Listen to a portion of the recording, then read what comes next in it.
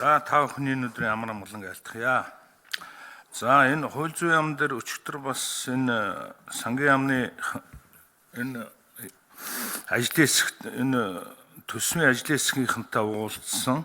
Тэгээд хууль зүйн яам дээр бол экологийн цагдаа нэг 146 хар тамхитай тэмцэхтэр 58 оромтоо гэдэг ингээд сая хууль зүйн сайд өөрөө хэллээ. Бид яг энэ тоог хэлээд байгаа юм гэхээр Дорногов замун үүдийн цагдаагийн газар хэлтсүүл энэ одоогийн байгаа орон тоон дээр бол энэ ажил дийлэхгүй болсон.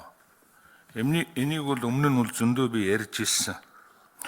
Одоо өнөөдрийн байдлаар бол сайн шанд замун үүд Говьсөнбөр Улаанбаатарын авцам дээр бол маш их осол аваар гарч байгааг ихэнхэн дандаа урд зүгт гарч байгаа.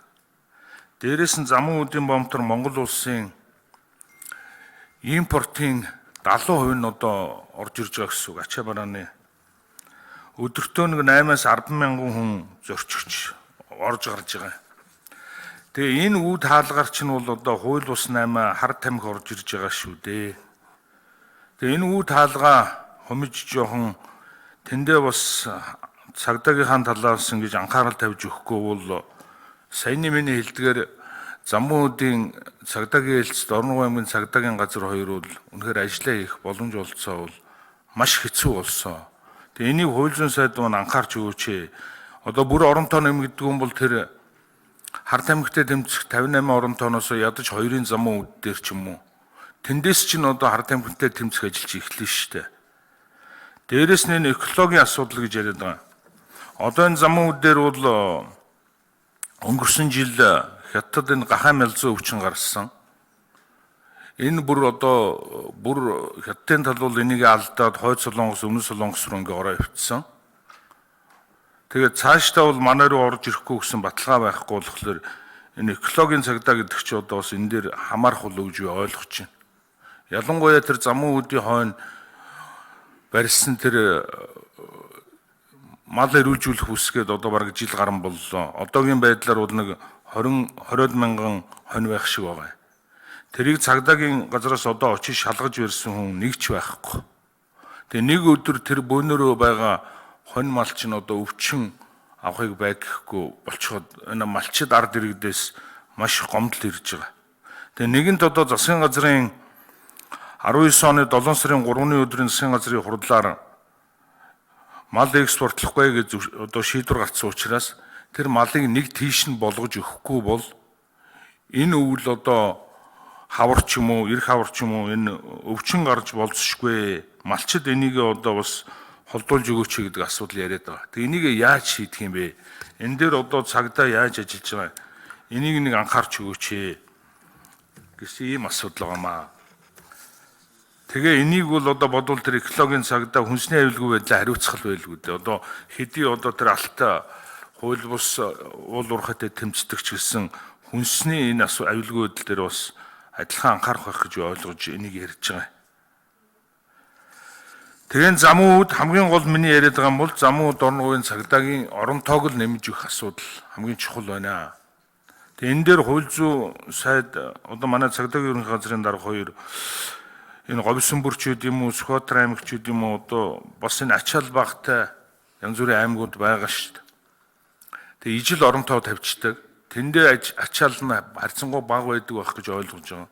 Тэгээ хамгийн их ачаалтай газраа орон тоо ингээ нэмэгдэж өгдөг. Уул нь бол орон нутгаас материалын бааз дээр нь. За хин хариулах уу? Хууль зүйн сайд.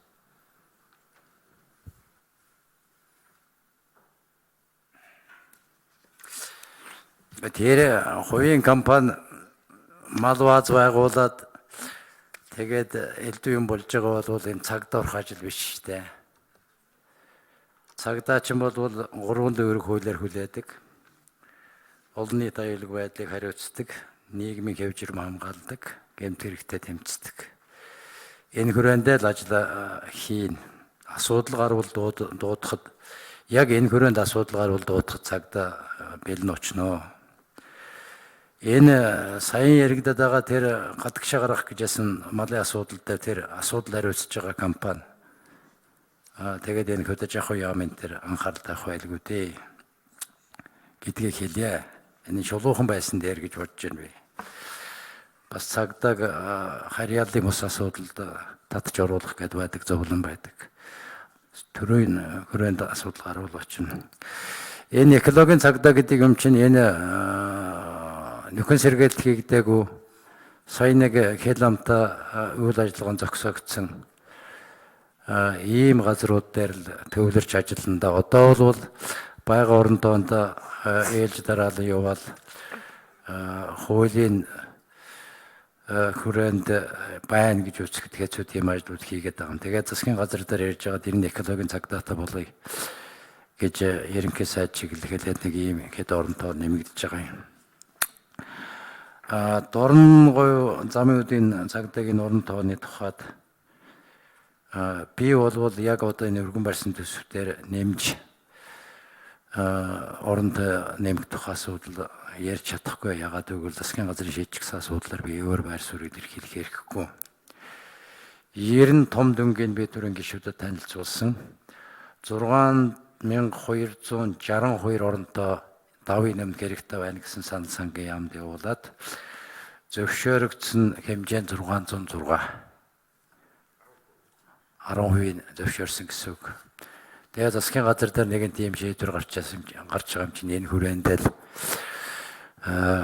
яах вэ? Энэ хүрээндээ л асуудал батлагтаа дуусах байх. Тэгэхдээ яг энэ ороод ирсэн 606 дотор ганц 2 орон тооны асуудал дотроо зохицуул гэж над их хурл эрхүүх юм бол явцын дунд хөдөлгөөн хийж болохоор харагдаж байна. Би сая сангийн яамны төрийн нарийн бичгийн дарга яамны санхүүгийн хүмүүстэй ярьж байгаад ирлээ. Маш тодорхой юм ирлээ шүү. Энэ 606 дотроо дотоод хөдөлгөөн хийгээд зохицуул гэх юм бол нэг цөөн орон тооны асуудлыг ер нь бол дорногоо анхаарал хандуул гэж дэлгэр сайхан гишүүн баян яриад байгаа энэ ч бас уртан байгаа. Би дотроо юу тооцож юм гэхлээр нэг камерын хяналтын систем бий болгоё. Энэ суурин газруудад аймгийн төвд Улаанбаатар тэгээд энэ хүн ном төвлөрсөн том сумуудад тэр хүрээнд энэ камерын хяналтанд оруулах замаар орон тооны асуудлыг нэмэхгүйгээр асуудлаа зохицуулъя гэж бодоод нэг төсөл хэрэгжүүлэх гээд 35 сая долларын нэлээд урагшаа явуулчихсан байж яасан чинь гэнт энэ төслийг дээрээс шийдвэр гарч зогсоосоо. Би хууль зүйн байнгын ороонд энэ бол засгийн газрын мөрийн хөтөлбөртэй холбоотой асуудал. Энийг зайлшгүй хууль зүйн байнгын ороонд яг энэ үед танилцуулъя гэж бодож байсан. Тэгээд тэр хөөцөлдөжсэн төсөл бүтлгүй болсон учраас хууль зүйн сайд нэмд оржийн 1 минут. Сангийн яам дээр өөр хувилбар хөөцөлдөж ярьж өгөөч гээл ингээл гуйгаал байж байгаа. Ер нь яг энэ янзаар явах юм бол засгийн газрын энэ камерын хяналтанд авах мөрийн хөтөлбөрийн заалд тасрах юм байл. Гэхдээ яг энэ ирэх жилээс дахиж хөөцөлдөд ямар ч байсан энэ суурин газруудыг бол камерын хяналтанд оруулах юм бол энэ хэрэггүй орнотоо нэмж шаардаад байдаг. Тэр нь дандаа байнгын төсөв зардал болдог учраас хямдалд гарах болцоо гарна л гэж тооцоод байна. Тэгэхээр камерын хяналтын систем бий болсон тохиолдолд замын үеийг жишээ нь хяналтанд авчих энэ альч талаас ажилдах амар л болно. Сая хотын дарагта энэ Багнуурын цагдаагийн байшин хүлээж авах очиж ажиллаад тэр үедээ Багнуур Баханга Налах 3-ыг энэ камерын хяналтын системд За дэлгэр сайхан гишүүн тодруулъя гэж энэ асуулт. Би энэ хоёр юм л хүсэж байгаа юм л да. Энэ сангийн яам бас зөв ойлгоно бах. Ер нь төсвийн ихэнх хувийг бол замун үдийн орж ирж байгаа импортын бараа бас баггүй бүрдүүлж байгаа гэж би ойлгож байгаа. Тэгээ сангийн яам бас ер нь бас гайлын шинчил дээр онцгой анхаарал камера сайжруулад орж ирж байгаа татвараа үнэн зөв аавна гэд ингээд байгаа. Гэхдээ нөгөө талаасаа бол та нар энэ цагдаагийнхаа оронд ялангуяа замун үд дээр цагдаагийнхаа оронд тог нэмжээж энэ хууль бус оруулж ирээд байгаа хуйлдаад байгаа юм аа бас хянан штэ. Тэгэхээр сангийн яам энэ дээр бас жоохон төсөв дээр жоохон мөнгө тавиад энэ замун үр дээр анхаарч өгөөч. Ялангуяа энэ камерыг л одоо сангийн ам шийдэд өгчүүл адилхан өөрсдийнхөө тэрүүхэн хавийг одоо шинжил хийж байгаа бомб төрөл камержуулна гэдэг болохоос биш наашаа нэвт камержуулаад өгөхөд бол адилхан мөнгө гарах юм чи нийлүүлээд энийг нэг шийдчмээр байгаа. Нөгөө талаас нь маллын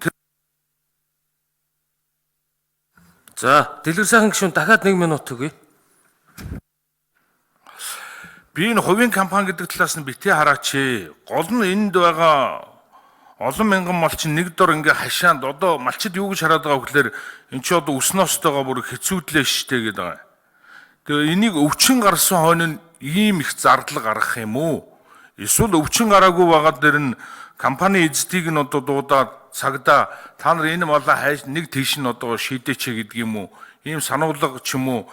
Ийм шийдээч. Тэрнээс цагдаагийн хийх ажил гэж би хэлж байгаа юм биш.